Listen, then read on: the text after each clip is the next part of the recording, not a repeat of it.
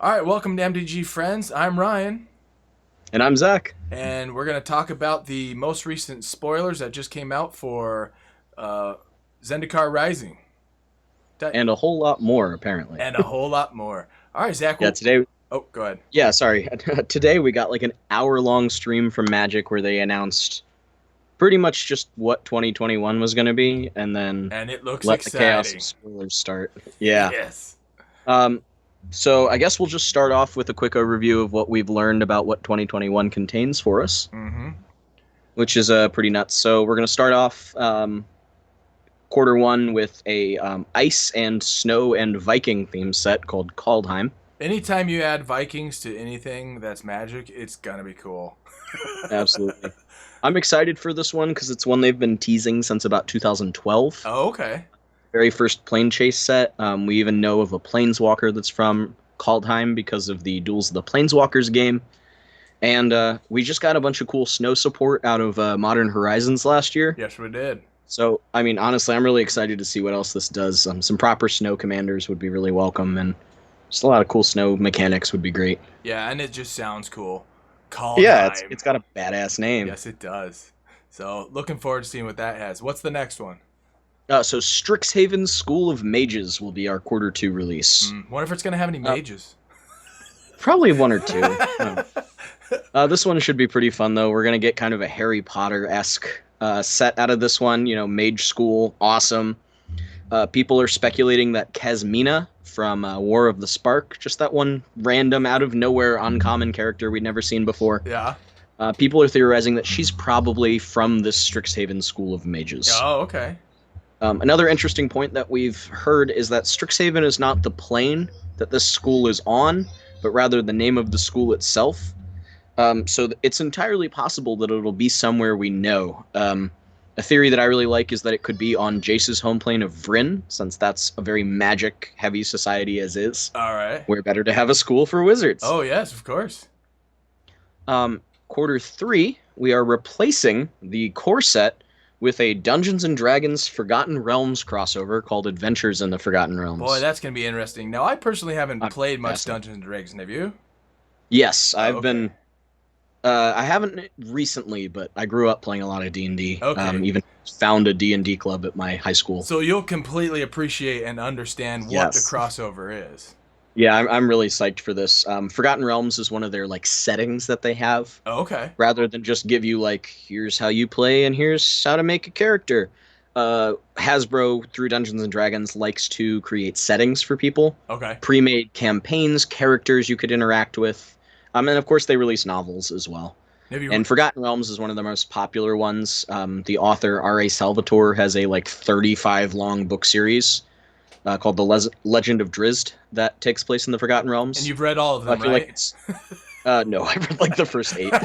Well, you've read um, 8. That's more than me. I've read enough of them. Okay. So I think it's really likely that we're going to see characters from that book show up. I think we're going to see lots of like dark elves, the Drow. We're going to see some creepy spider gods. Yeah. Forgotten Realms is kind of a darker area of the Dungeons and Dragons chronology, I guess, the world. Well, I hope those And so I dark. think it'll be a pretty cool, interesting set. Yeah, I hope those dark elves are Golgari because green and Yeah, black mix is always one of my favorites. absolutely.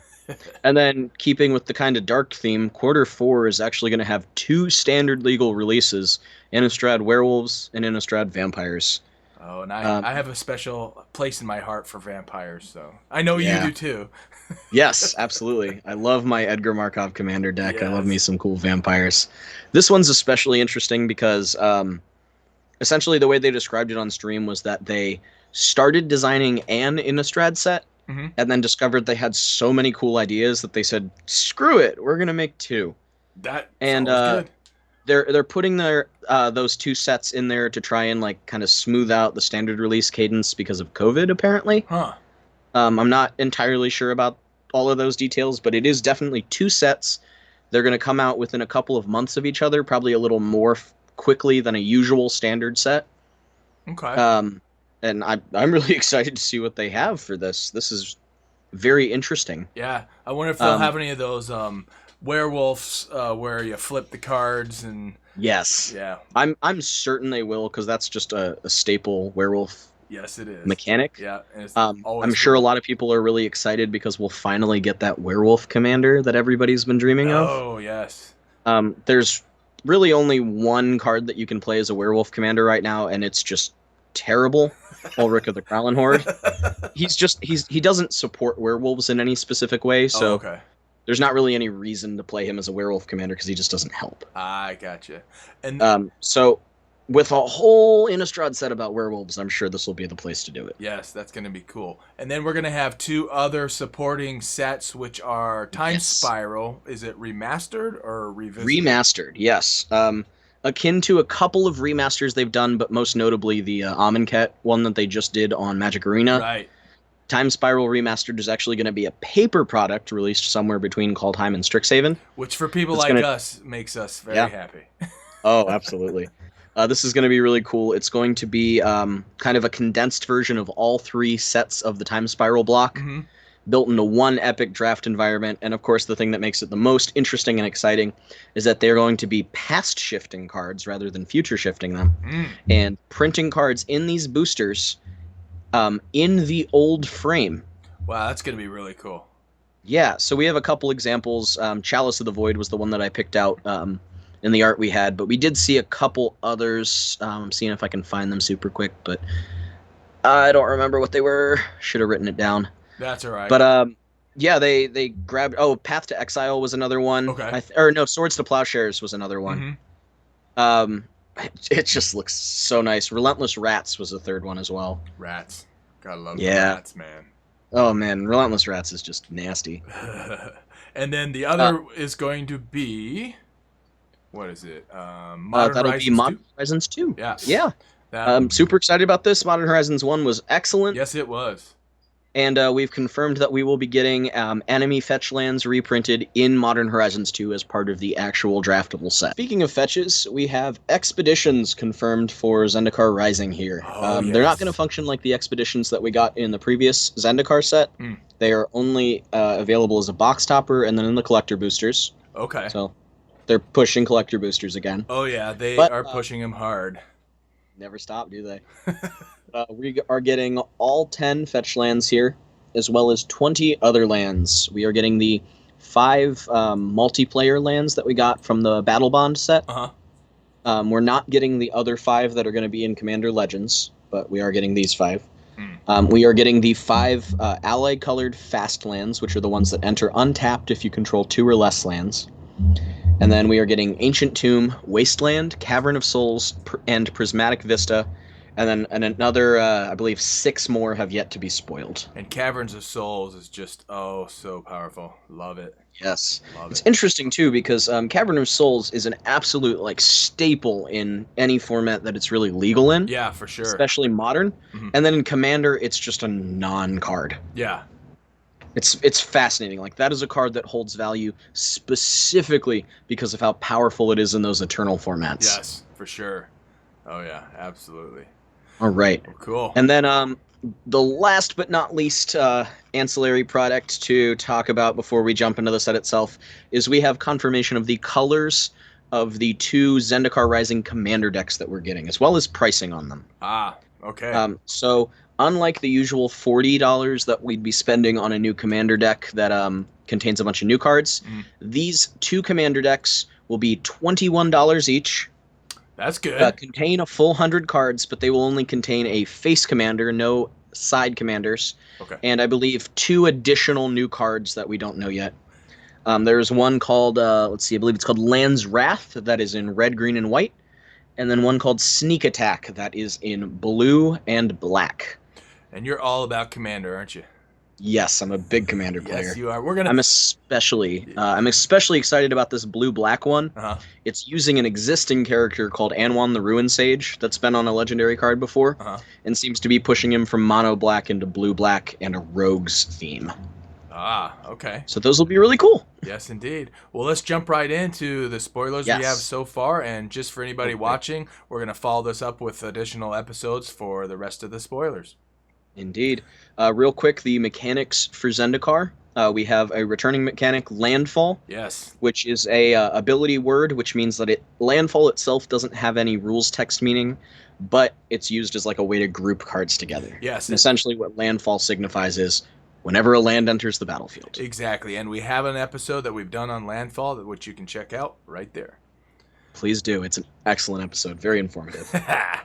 All right. The next mechanic we need to worry about is Kicker. This is another returning mechanic. Yes, it is. It essentially says when you cast this card, you may pay this additional cost. If you do, gain an additional effect. Mm-hmm. It's really just a classic mechanic, probably one of the best they've ever designed because it's just so flexible. Yes. And you'll see how good it is on all these cards. And you get a twofer. The remaining two mechanics are both brand new. One's a twist and one's brand new. Mm-hmm. The brand new one is a new type of flip card or modal card, as they're calling them. Right, these land instant things. Yes. Mm-hmm. And there's also a set of lands. They're dual lands, which sort of. Yeah, which look. But interesting. essentially, it is a series of cards in the set that are a card on one side, be it a creature, an instant, a sorcery, and then the other side is a land that enters tapped. Yes. And then additionally, we have an entire dual land cycle in here that you pick a side and it enters untapped for one of those colors. Right, so technically it's not a dual land, but you choose one or the other, which I find very interesting. While in your hand, it's a dual land, right. But on anywhere else, it's not. Yeah, cool. That's pretty cool. And then the final mechanic we have to worry about is called Party. Mm-hmm. Essentially, there are cards that care about certain creature types that you have on the battlefield. Those 4 creature types, which are like the class types rather than the race, are Cleric, Rogue, Warrior, and Wizard. Smelling of D&D to me, maybe? Oh, very heavily. I'm wafting it in here. Yes. And what Party essentially means is it checks if you have a Cleric, a Rogue, a Warrior, and a Wizard on the battlefield. Right. One important note, because people got really excited about this and then got their hopes really promptly dashed, was that each creature can only count for one member of a party. Right. Which is really unfortunate because there were a couple cards that showed up and everybody's like, ooh, let's get some shapeshifters in here. Let's get some changelings. Let's go. So broken. Exactly. Because there's a lot of them that straight up say, like, this card costs 1 less for each member of a party you have. Yes. And there are certain cards that would then drop down to 1, and there are changelings at 2 mana. Mm-hmm. They're like, ooh, okay, we slap a changeling down and we drop 2 of these for 1 mana each. But no, it requires 4 creatures in total to have a full party. Because otherwise it'd be pretty broken. It'd be nuts. Yeah. I mean, it'd be fun. Like, it wouldn't be broken in standard, but it'd be broken in eternal formats for sure. All right. So let's dig into these spoilers here. All right, let's start with Omnath, Locus of Creation, which is all the colors. It's red. Except for black. Except for black. Oh, you're right. Yep. Except for he black. Is sans black here. And what does this bad boy do? Green, white, blue, and that's it. And what does this thing do? Well. So he is a 4/4 for 4. When he enters, draw a card. Mm-hmm. There's the blue part of him. Yep. Oh, and it's got landfall. Yep, and he's got landfall. Whenever a land enters the battlefield under your control, you gain 4 life if this is the first time this ability has resolved. There's the white effect. If it's the second time, add red, green, white, blue. There's the green effect. And if it's the third time, Omnath deals 4 damage to each opponent and each planeswalker you don't control, that being the red effect. And the Omnath artwork is always so cool. Oh, it's beautiful. He's huge here, too, and all those flying islands around him are just gorgeous. Oh, I know. And maybe he should be more in the 4/4, but no. Yeah. I don't know how playable this is going to be in Standard, but we'll see. We'll see what other support cards come. Yeah. I think he's going to be pretty solid, to be honest. He's only 4 mana, and we do have really good ramp and mana fixing at the moment. That's true, with Cultivate and a few others. Yeah. We have Cultivate, we have Uro, Mm-hmm. we had Growth Spiral. Rip. You mean that band card? Yeah, that one band card that deserved a nice big slap. Yeah, it was rotating out, though.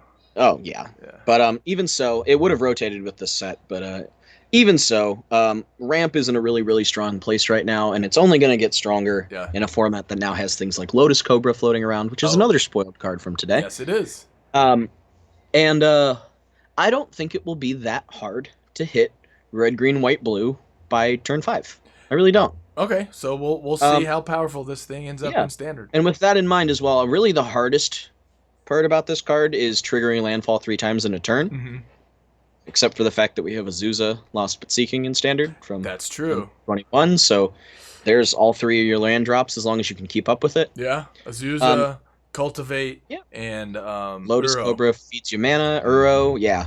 Yeah. One thing I do appreciate about this card is while its enter the battlefield effect says draw a card, no other time on the card does it say draw a card. Ah, that's true. This is one of those cards that I think genuinely would have been busted beyond belief, not just for Commander, but for Standard as well. Mm-hmm. If it had a way to, even if it was just like, if it's the 3rd time this is resolved, draw a card, that would have been nuts because it would have helped you draw through more and more of your deck Right. to hit 3 lands in order to play 3 lands every turn. Right. True. So it definitely isn't broken, But and it I'm is not. strong.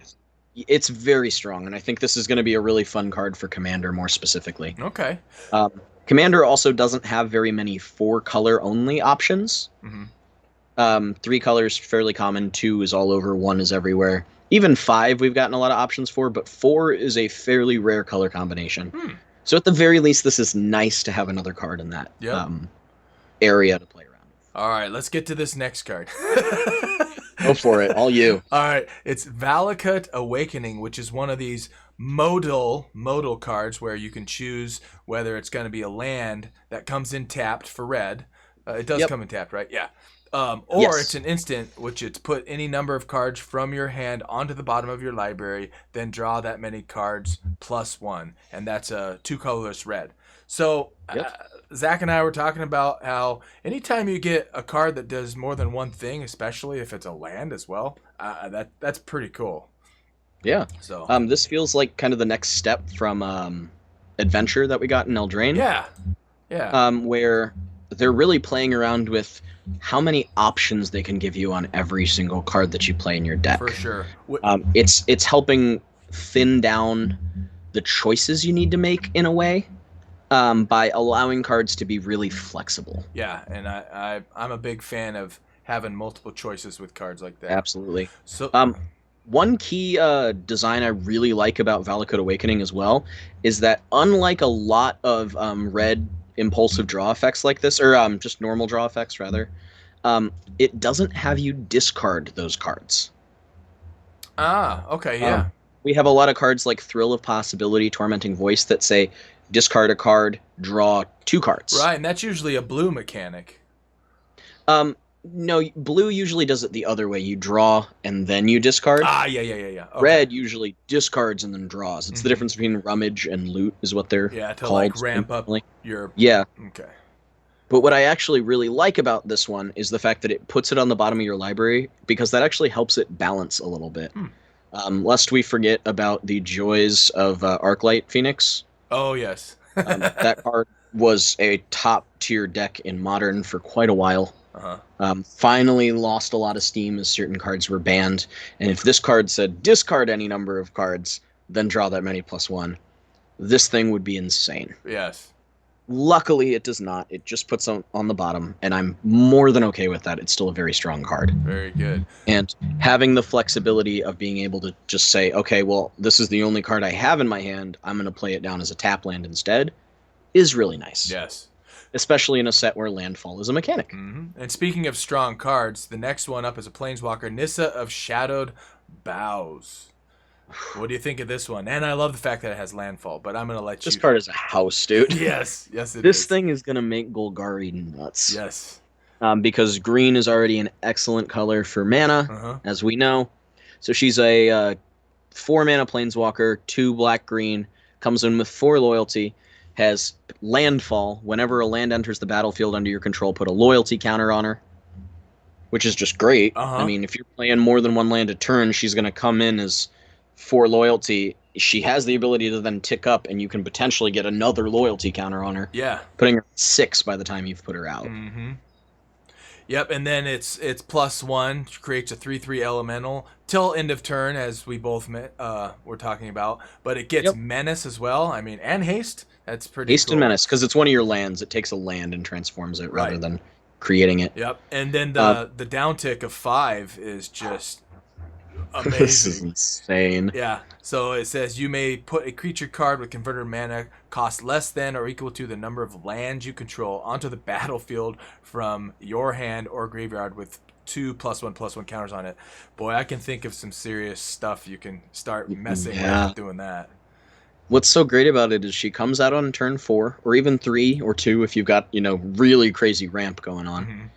Mm-hmm. You drop her early, and then within 2 turns, she's ready to -5. Mm-hmm. Golgari is the color of self-mill, so you can very easily mill a powerful card into your graveyard, Mm-hmm. and then just drop it right onto the battlefield and go nuts. Yep. That -5 is crazy. Even just something as simple as playing a Fiend Artisan out of Ikoria with this Uh-huh. would be crazy. Fiend Artisan is a 2-mana card. Putting 2 more +1/+1 counters on it is already nuts, and it grows itself based on what's in your graveyard. Yeah.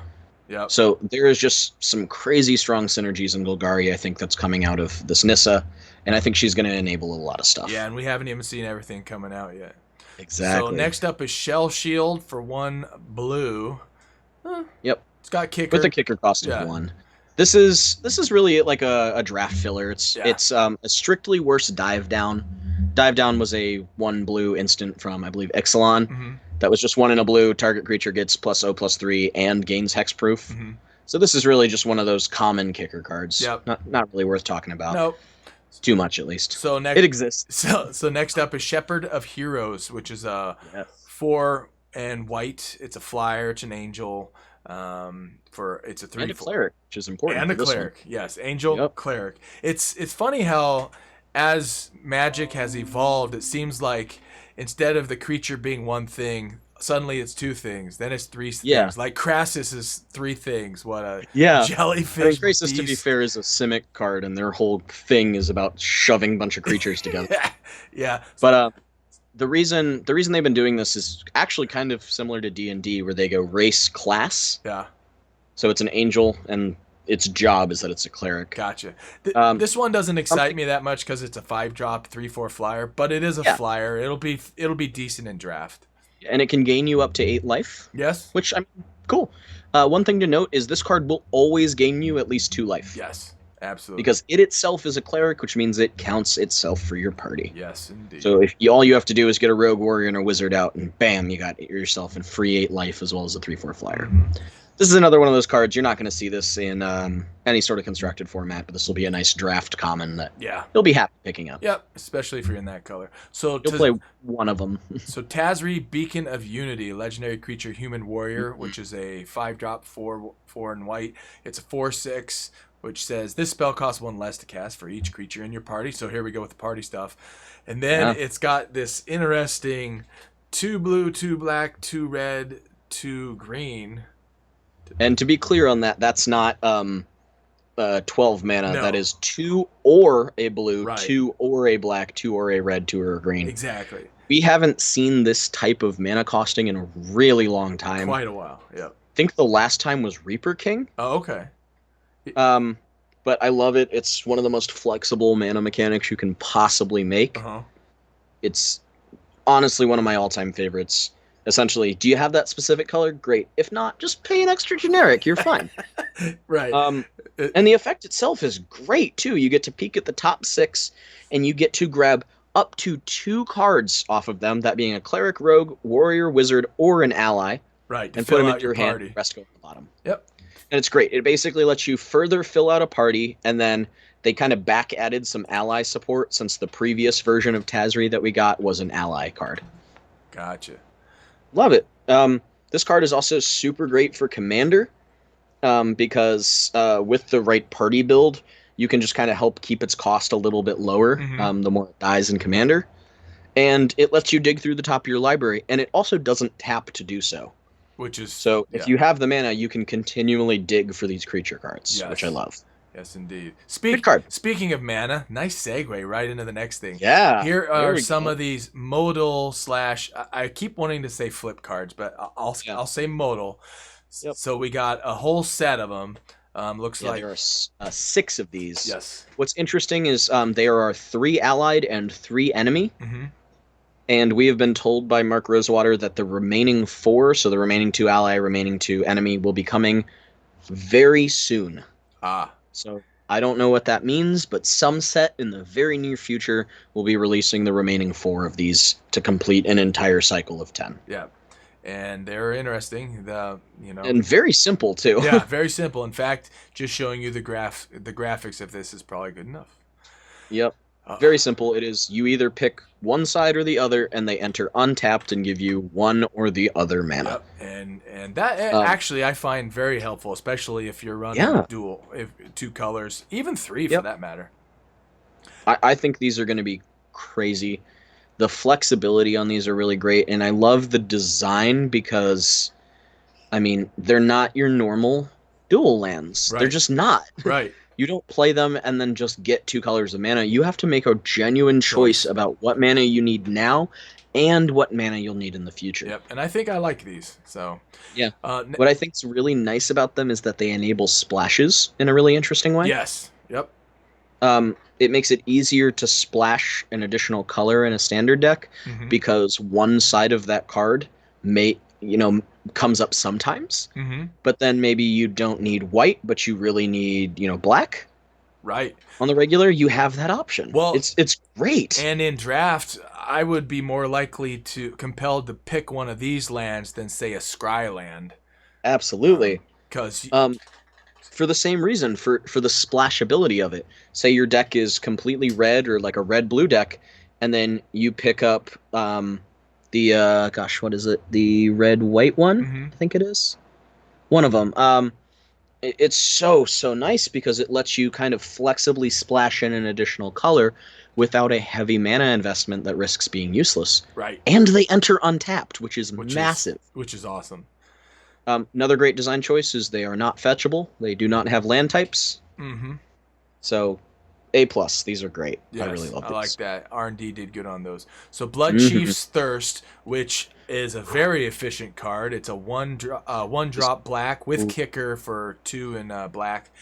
I think this is a great card. Destroy target creature, planeswalker with converted mana cost 2 or less, or if you pay the kicker, instead destroy target creature, planeswalker. I think this card is going to see constructed play. Yeah, I absolutely really think do. it is. Yeah, especially Ooh. at minimum on the sideboard. Yeah. Cards like Easy Prey out of Ikoria were already exciting for being like semi-flexible and that they could destroy a CMC2 or lower and then be cycled away when they couldn't. Right. This is just considerably better. This is a one you trade up on mana if you hit a 2-drop with this. Mm-hmm. And if you don't, you have the flexibility of holding on to it until you need it as that 4-mana removal. Exactly. Yep. So, And it's well balanced by being a sorcery. Mhm. If it was an instant, I think this card would be like straight busted. yeah, and I know that sounds crazy for this being like an uncommon, but it's just really brilliantly flexible removal. yeah, and as we both know, a lot they always print at least a couple uncommons that really should have the rare insignia on it. I think This is quietly giving me Fatal Push vibes. yes, indeed. Not quite as good as Push, because Push is an instant and it's easier to trigger. Uh-huh. You play a fetch land in an Eternal format, and bam, there's Revolt triggered. But this card's super cool, and I think this is going to find some home in a couple constructed decks. Agreed. And this is going to be a draft bomb. Agreed, definitely. All right, Spoils Really Spoils of Adventure, 4 white blue instant, and here again we have this party mechanic. Yep. It looks like you gain 3 life and draw 3 cards. Yep, and it can cost as little as white blue or as much as 6 mana. Yeah. And I think that last part is what makes this card playable, the draw 3 cards. Absolutely. Because if it was just life gain, it'd be like, oh, this card kind of sucks. Yeah. But no, I think this card's cool. I think if your draft deck fits really well around party and you can consistently even hit like 2 of these types, I think this card's very playable in a draft deck. Absolutely. Constructed, not so much. Mm-hmm. Could be wrong. Maybe party will be huge and be a constructed format all-star, but we don't know yet just because we don't have enough cards to really judge how the mechanic's going to play out. Yes. Yeah.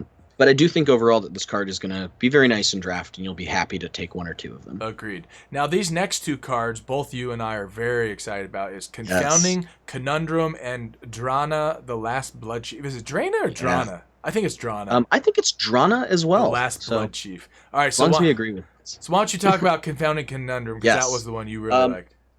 This is a card that I think will be fine in Standard. I think it'll probably be played in the sideboard to slot in against like ramp decks. Uh-huh. But the reason I'm actually really excited about this card is actually for Commander again. This is one of the first non-land destruction anti-ramp cards I really have seen in a long time. Uh-huh. It's been a long, long time since they printed a card like this. And it's a 2-drop, which is... It's a 2-drop. It enters and draws you a card, so you get immediate value off of it. And then it straight up goes, whenever a land enters the battlefield under an opponent's control, if that player had another land enter the battlefield under their control this turn, they return a land to their hand. So, anti-Uro. Yeah. It's really nice as well because it doesn't just say screw you to your opponent. They can still tap that land before they bounce it. Yeah. So they can get the mana for one turn, but they aren't going to get that permanent ahead of you ramp that they normally would get. And we're always trying to say screw you to your opponent, right? Constantly. Except when you and I play each other, then we're always like, oh, I'm sorry. Should I do something different? we finish our games, then we're like, you want to play like 5 more? Yes, exactly. All right, the next one's... this card's super cool. I think this is going to have a home in Commander for sure. And I think sideboard, this is going to be great sideboard. Especially for a 2-drop. Cool. All right, so next up, Drana, the Last Blood Chief. Now, I am super bueno excited about this. I don't know why I keep saying bueno, but 3 colorless, black, legendary creature, vampire cleric with flying.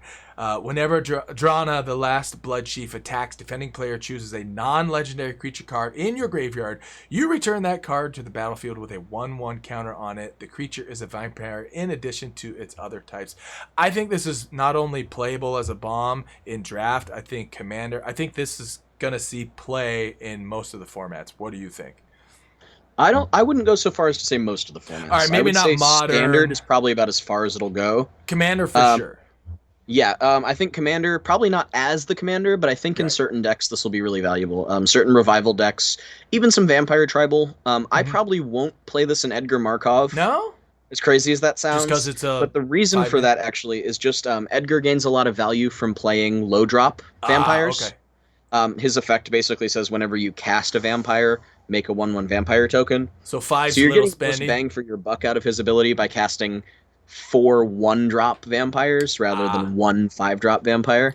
Okay. But I still think she's super cool, and black has a lot of graveyard removal effects that'll allow you to kind of focus down what cards your opponent even has a choice to get. Well, in my Aloro vampire deck, this one will fit very well. Yes. That's going to smack people.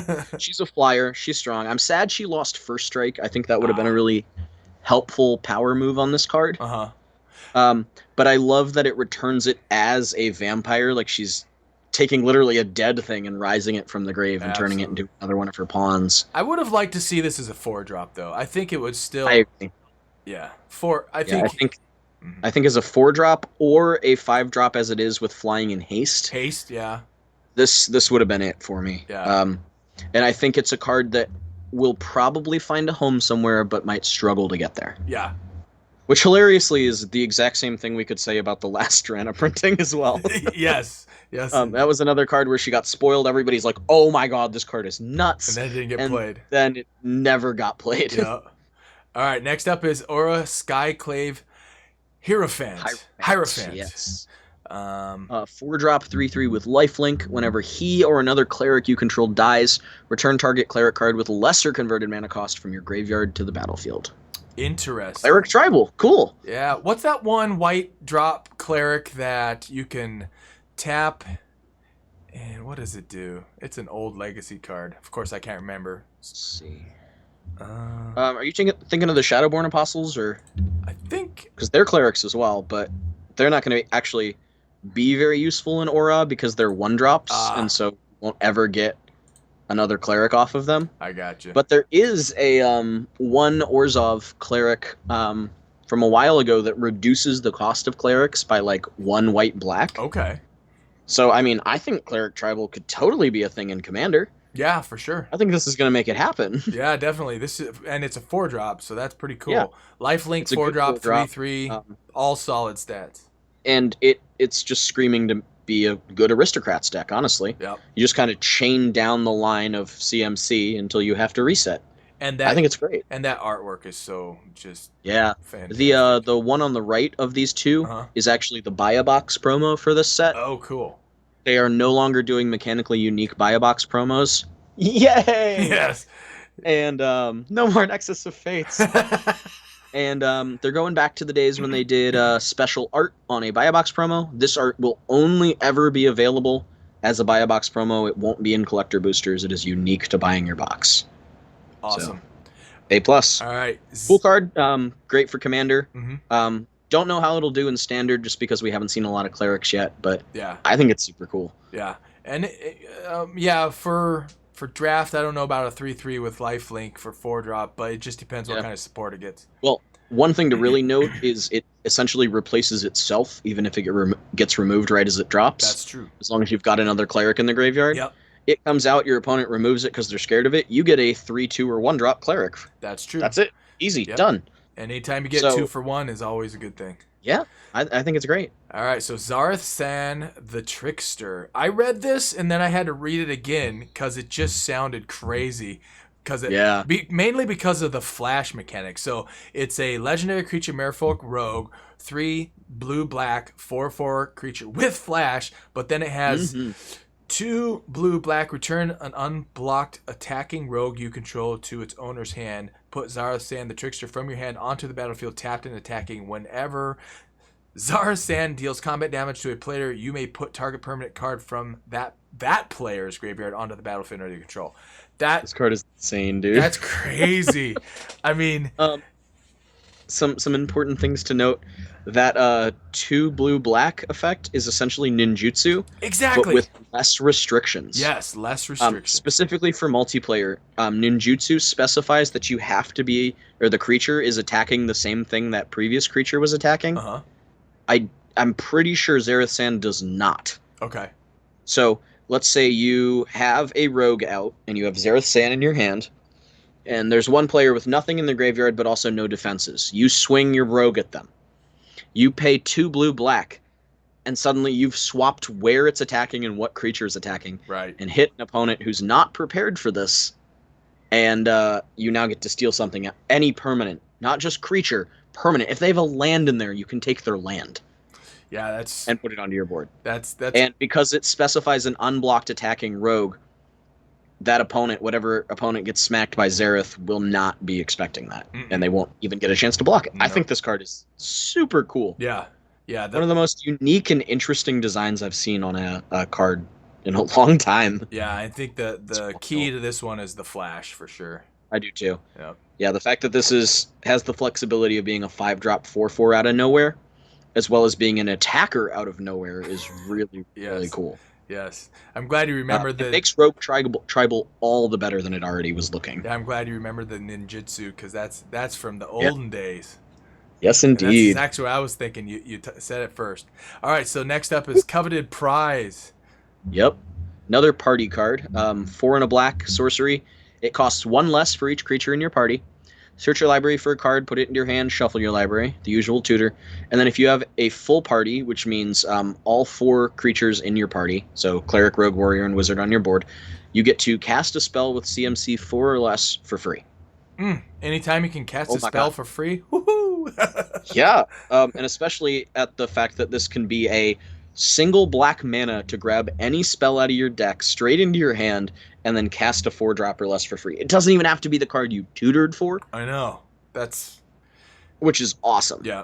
So I think this card is super cool. It reminds me of the expertise cycle out of Kaladesh. Mm-hmm. Maybe that was Aether Revolt ones where they you cast them, you did an effect, and then you could cast something from your hand with 1 less CMC than the spell for free. I love this. I think this card is fantastic. And it's a really compelling reason to play party. Yeah, so far it seems like there's a lot of cards that you want to try to hit the party. You want to get the party started. Oh yeah, we got a party hardy. All right, next up is Linvala, Shield of Seagate. A 3-drop, 1 white, blue, legendary creature, angel, wizard. There we go with combos. At the beginning of the combat, on your turn, if you have a full party, choose target non-land permanent an opponent controls until your next turn. It can't attack or block And its activated abilities can't be activated. Okay. Yep. Lot of text there. Sacrifice Linvala, Hmm. choose hexproof or indestructible. Creatures you control gain that ability until end of turn. So I think the stats, like it being a 3-drop and it being a 3/3 and a flyer, is Yeah. very like, okay, whatever, you know. It's super aggressive in my opinion. Yeah, but all that text really makes this Yeah. a crazy card. Yeah. What's funny about it too is technically everything on this card could be mono white. That's true. I was talking about this one on Reddit earlier with some people, but a 3/3 flyer for 3 Mm-hmm. white.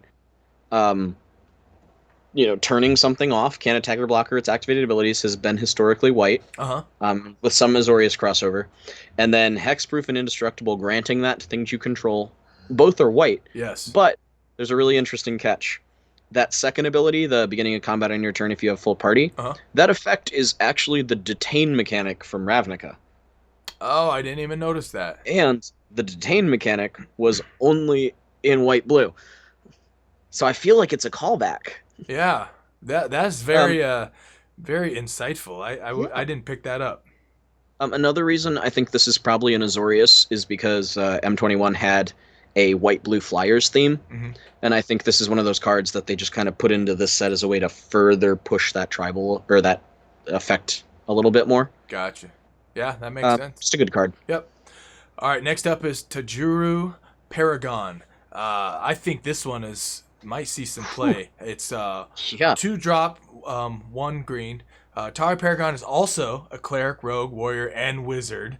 And it's an elf as is. And it's an elf. Kicker 3. When Paragon enters the battlefield, if it was kicked, reveal the top 6 cards of your library. You may put a card that shares a creature type with it from among them into your hand. Put the rest on the bottom of your library. So basically, you're building your party. Yeah. This card is, which role do you need me to fill? Exactly. I got it. And This is that guy that when you're playing a raid in an MMO goes, yeah, I can play anything. yeah, exactly. Well, It's great. Well, and it's a 2-drop 3/2, which is already decent stats. Great stats, very flexible, helps fill party, and then if you've got that 3 spare mana, you get to go hunt for any of 5 different creature types Mm-hmm. out of the top of your deck and put it right into your hand. Yep. That's spectacular. I mean, if this was a pack one, pick one for draft, I would pick it. Oh, I'd go straight into party. I'd pick this and do everything I could to force Yes. party. Party. Because you're a party Mhm. animal. Oh, yeah. Party elf in this case. Party elf. Yes. Party on, elf. All right. They don't like being called animals. Come on now. No? Okay. Marasa Root Grazer. It's a Love this one. green-white. 2/3 with vigilance as well. 2/3. Just those stats alone, I would pick this card. Yeah. This is one of those signpost uncommons that they put into every draft set. Mm-hmm. Just an uncommon in 2 colors that tells you exactly what those 2 colors are aiming to do when paired together. Yes. And this is, we're playing Landfall, kids. Yes, exactly. It's an aggressive 2/3 vigilance for 2, so it's a good blocker. You can push in and attack with it early on, and then you can either ramp yourself by putting a basic out, or continue to trigger landfall later when you want a landfall effect and don't have any lands by just bouncing a basic land and putting it back out. Yep. Super great. It does only work on basics, Mm-hmm. which I think is going to mean this is probably not going to see much of a home in constructed. Mm-hmm. But for draft, this is spectacular, and I'd be happy to take one of these whenever I see one. Yep, me too. So we'll be trying to take the same cards when we're drafting together. Watch it. We always are. We really are. Every time we sit down, we're like, I'm going to do something different today. Meanwhile, over there, I'm going to do something different today. Yep. And inevitably, we're like, oh, you took my card. Oh, you took my card. It's just combined decks. Yes. Team up. All right, Merfolk Wind Robber for a 1-drop. Yep. A 1-drop blue, flyer 1/1. And with the added bonus of whenever Merfolk Wind Robber deals combat damage to a player, that player mills a card. There's always got to be some mill in every set, right? Yeah. And this is one of those cards that isn't like trying to enable a mill win. Uh-huh. This is just kind of continuing the theme that rogues have been having for the last little while, Uh-huh. where they rip cards off the top of an opponent's deck and then kind of use them for something. Mm-hmm. Robber of the Rich was another one where it would peek at the top cards of an opponent's deck and steal them. Mm-hmm. And this one's just continuing to do that, but in this case, it's to cash itself in later to draw a card. Yeah, pretty cool. And then you can also sack it to draw a card, like you were saying. Yep. But you got to have, eight or more 8 cards in your cards. graveyard. In their graveyard, not yours. Oh, they're So great. it actually enables itself when you mill an opponent once they have 8 cards in there, then it can sack itself to draw a card. Right. I think this is great. It's one of those cards you push down early, get a couple points in, get a couple cards in their graveyard, and then 2 turns later they've probably cast a couple instants or sorceries, and bam, you just got yourself a free card. Yep. And speaking of mill, we have Ruin Crab for a 1-drop with landfall.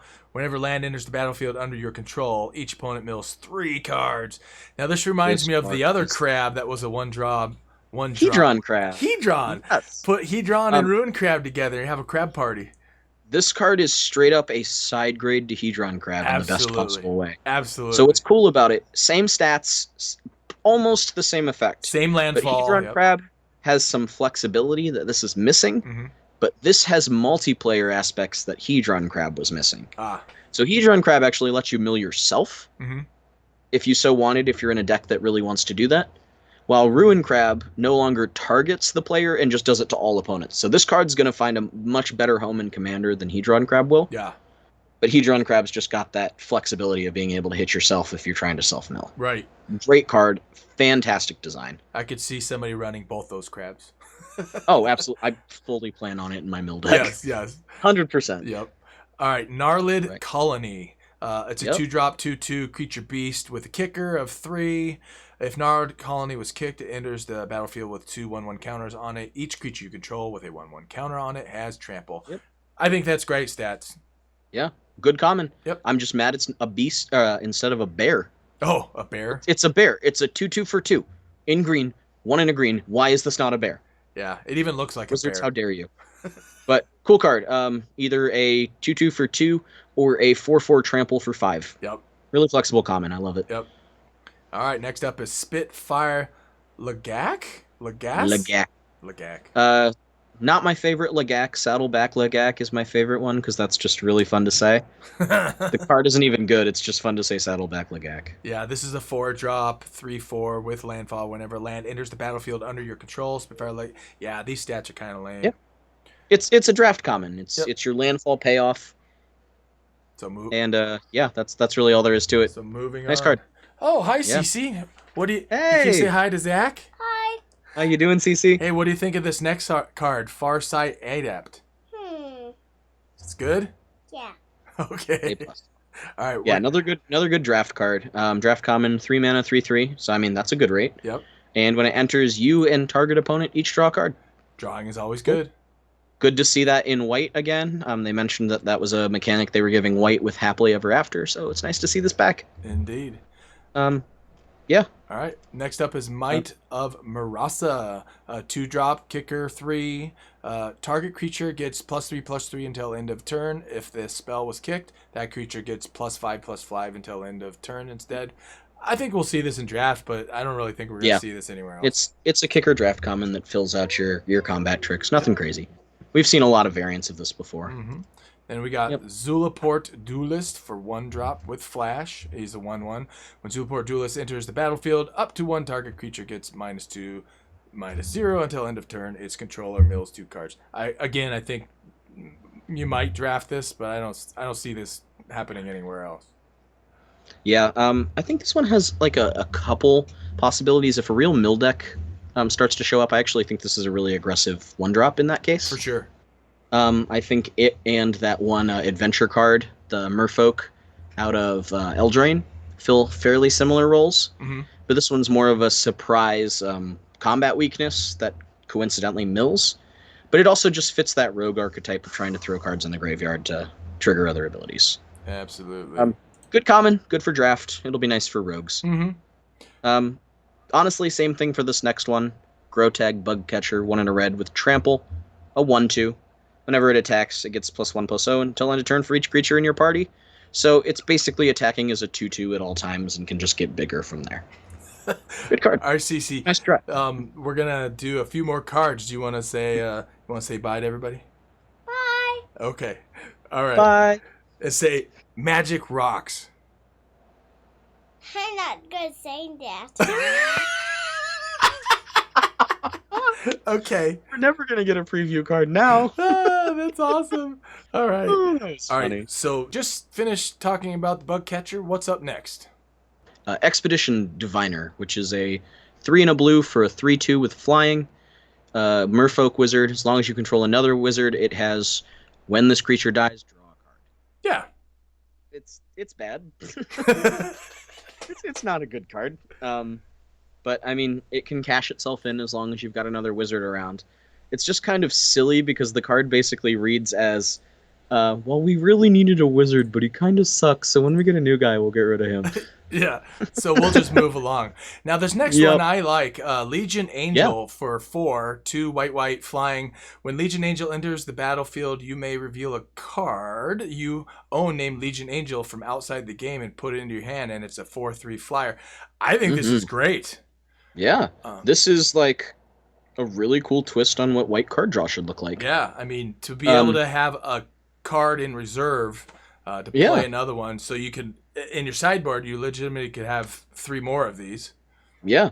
What I especially like about this is it kind of plays with that balance of how many do you put in your deck versus how many do you put in your sideboard. Right.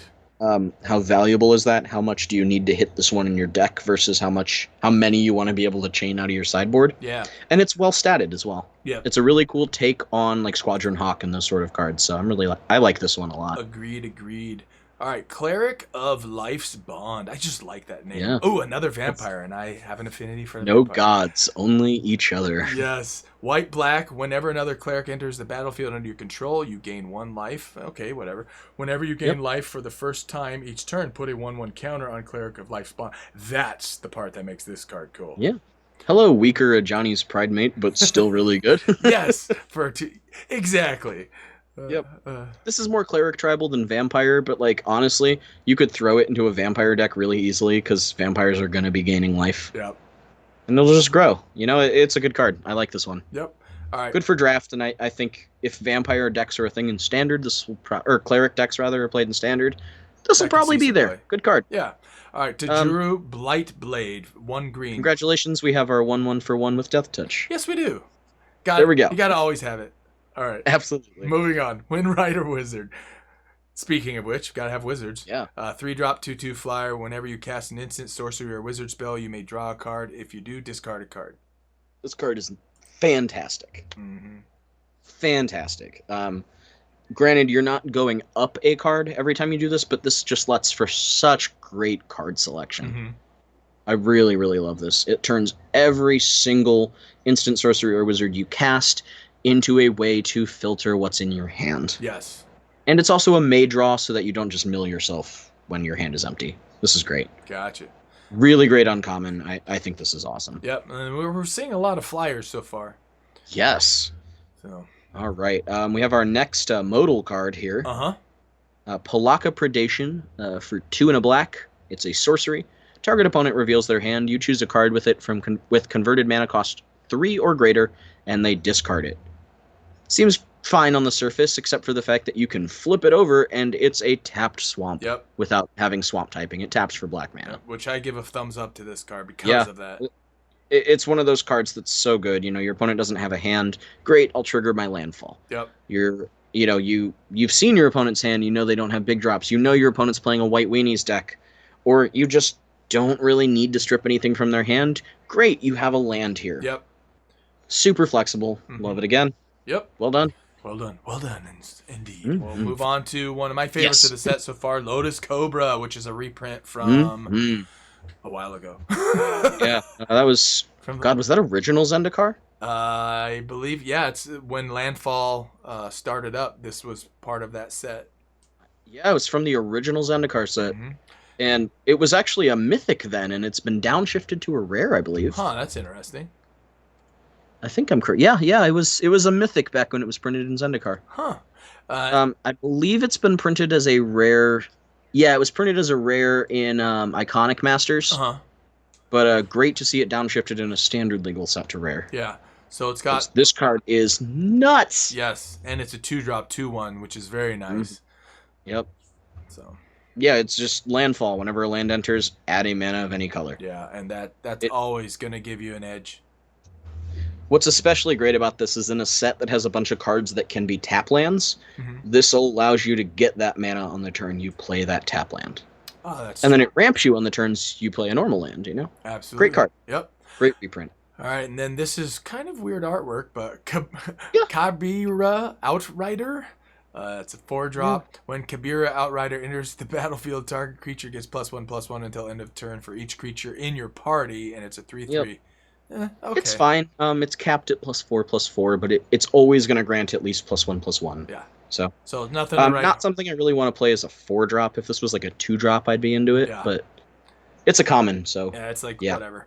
All right, Acquisitions Expert, 2-drop, 1/2. Whenever Acquisitions Expert enters the battlefield, target opponent reveals a number of cards from their hand equal to the number of creatures in your party. You choose one of those cards. That player discards that card. There's a lot going on there. This one's pretty cool too, but it's almost wasted as a 2-drop because odds are you're not going to want to play this on turn 2.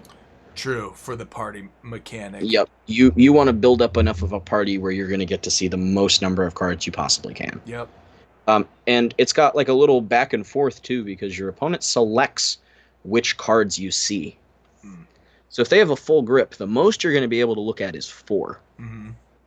But it is a permanent removal. It's discarded. It's not like exiled under it like Kitesail Freebooter. Right. So right. I think this is a very reasonable card. It lets your opponent protect the stuff they really, really need to when their hand is full enough, but it could potentially let you peek at and strip one of 4 of, the solid cards in their hand. Yep.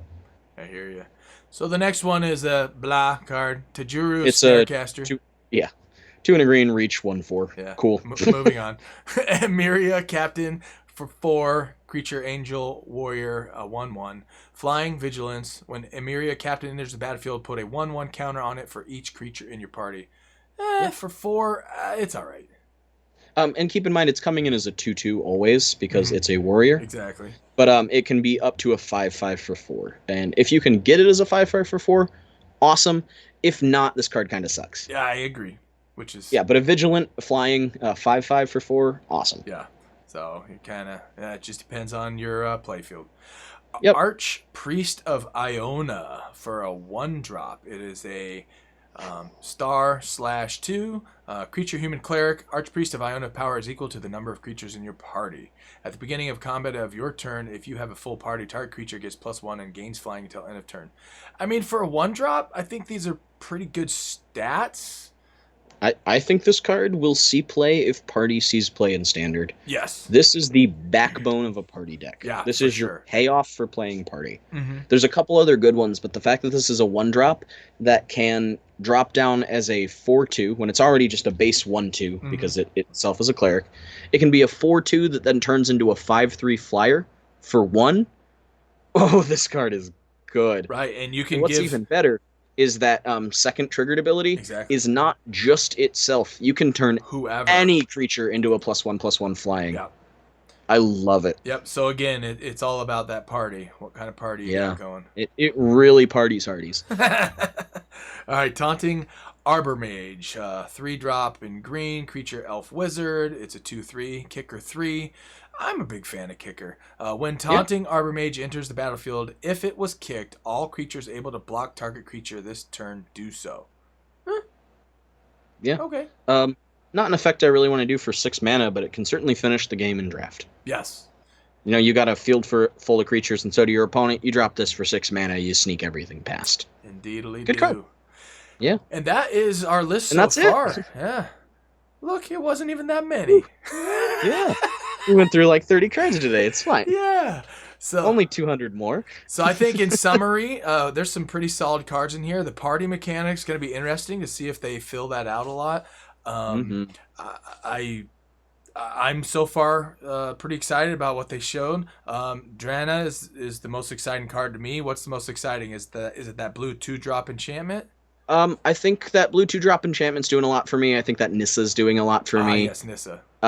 And I think that crab is doing a lot for me as well. Yep. So those are all super cool. You and I always gravitate towards the same thing. That would be the exact same list as me. Yeah. And I really am curious to see how Omnath plays out because I'm not convinced yet. So yeah, I think this is a card Omnath's going to be one you really have to build around and be prepared for. Yeah. And I don't necessarily know if the payoff's good enough, but it's certainly good. So we'll see. Yeah. So that's it. Thanks for tuning in. Check out and subscribe. Hit the like button if you like. Zach, thanks for joining us. We're Absolutely. going to do it again in the next spoiler, which should be tomorrow. So we'll do it all over again. And Woo. thanks for tuning in. Awesome. All right. Thanks for watching.